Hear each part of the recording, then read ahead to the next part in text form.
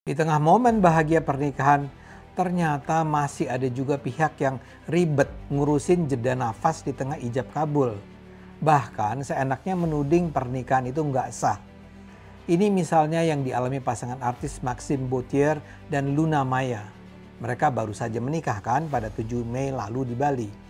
Di momen akad kemarin saat prosesi ijab sudah diucapkan penghulu, Maxim nggak langsung membalas atau kabul secara cepat. Maxim terlihat beberapa kali jeda nafas saat mengucapkan ijab kabul, terutama saat menyebut nama Luna dan mas kawin. Dari sinilah dramanya mulai dan banyak yang berkomentar kalau pernikahan mereka nggak sah. Tidak hanya netizen, tapi juga dari pemuka agama. Misalnya dari Ustadz Sirajuddin Az-Zubki. Menurut Ustadz ini, jeda-jeda yang dilakukan Maxim di momen akad itu terlalu lama. Dalam Islam katanya, ijab kabul harus nyambung tanpa jeda panjang.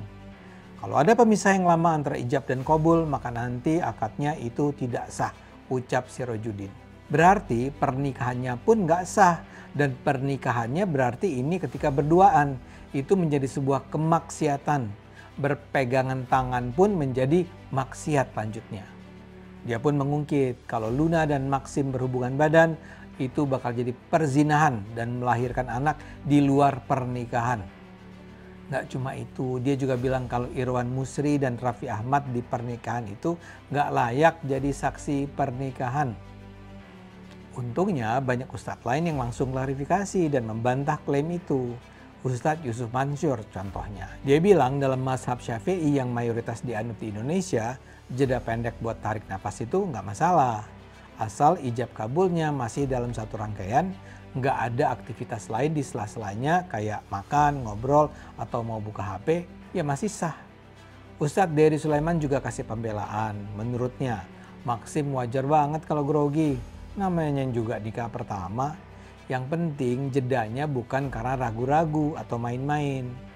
Jadi kalau kepala KUA sudah mengatakan sah, mestinya kita jaga adab menghormati pendapat keputusan dari KUA, ucap Dery. Tanggapan juga datang dari Ustadz Syam, penceramah yang suka muncul di acara Trans TV. Dia bilang ini cuma beda cara pandang netizen, bukan beda pendapat antar ulama.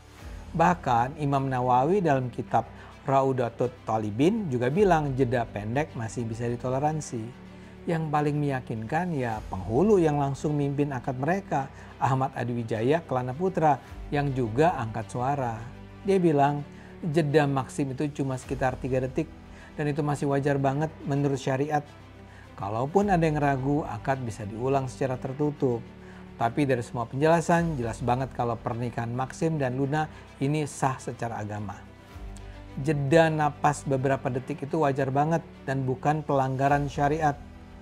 Buat yang masih mempermasalahkan jeda napas, sepertinya Anda yang harus berkaca dan mengucap istighfar. Stop overthinking hal sepele.